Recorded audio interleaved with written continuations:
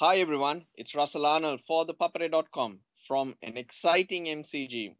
We've had a fantastic day here, a very good crowd of about 30,000, mostly Sri Lankan fans and wonderful colours in the crowd. Well supported the Sri Lankans were and they didn't disappoint.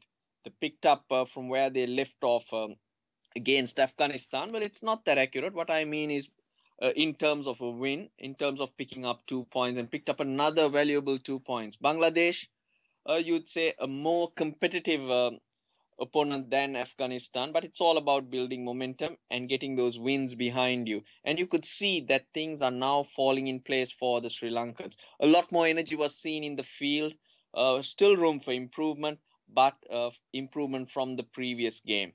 When I got down to the ground and I just walked around, looked at the pitch, it was much harder. It was the same pitch or the same square that India beat South Africa a few days ago. And the groundsman said this pitch was much harder. So we expected more pace, more bounce, and less turn as the day went on. And that's how it turned out to be.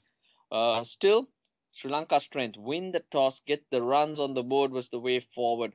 And talking to the boys, there was a buzz. They were positive, talking positive things, talking about picking an attacking team unlike before. They knew how important this game was because if you win against Bangladesh, looking at the group, you almost there in the quarterfinals, which is the first goal. Dilshan and Thirimana started off. Thirimana, scratchy, in patches, played some wonderful shots too, but did his job. It's not his fault if they put him down. Make use of your chances and got a good opening stand. Took their time, but the foundation was set. They'd seen off the early threat of the Bangladeshi bowlers and Kumar Sangakkara. A special game again, 400th ODI for him, and he cashed in. Got to hit the fastest 100 that he has ever made in 73 balls. A classy knock.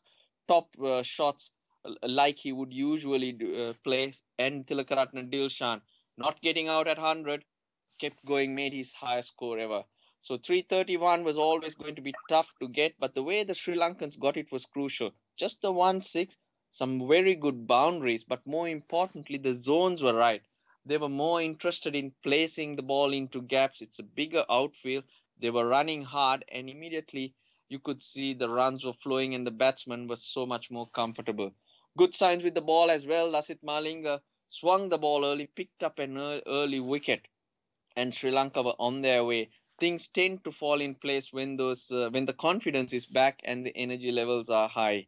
Rangana Herath, again very good. Suranga Lakmal, pleased with him. The only issue was Thisara Pereira, whether he's all right. He stopped bowling halfway through an over, and hopefully he'll be good because he played his 100th ODI, and in the last game he showed up. And if he can continuously keep showing up, I think Sri Lanka are well placed.